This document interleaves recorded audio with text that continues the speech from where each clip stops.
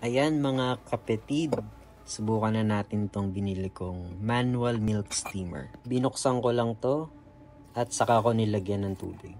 As per dun sa instructions, yung kailangan mo lang ilagay na tubig is below the handle. Kaya beware of that. Sinindihan ko lang tong mini butane burner ko at saka ko pinatong yung steamer. And habang nakasalang yung steamer, mag-grind na tayo ng coffee beans. Ang gamit ko nga palang coffee grinder is manual lang. This is Comandante C40 MK4 Alpine Lagoon.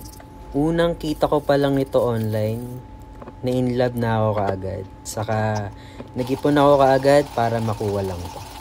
And by the way, I'm using espresso blend ng aming store, Platwardo Coffee. Blend siya ng Uganda and ng Brazil.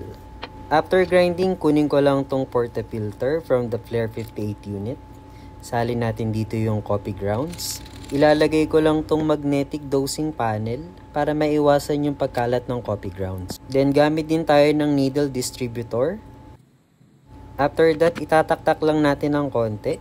And of course, distributor and palm tamper. And ito yung palagi ko nakakalimutan, ilagay tong pack screen. Kabit na natin tong portafilter ulit.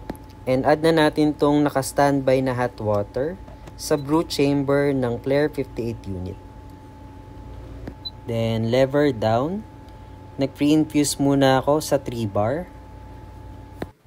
All the way going to 9 bar. Medyo nag-struggle lang ako dito, as you can see. And alam ko na sa sarili ko na bad shot talaga to. Pero ayos na ayos lang yan kasi try pa lang naman natin to. Kinuha at binaba ko na si Bellman Milk Steamer. Ayan, steam na natin tong gatas.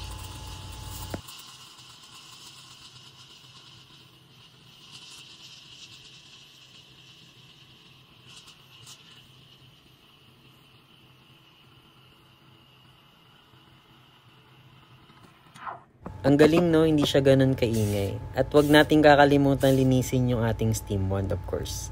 Bubuhos na ako. And I'm aiming for a seahorse here, kaso medyo sablay yung steam ko dito. Gagalingan ko na lang sa susunod na coffee date natin. Thank you for watching guys. See you!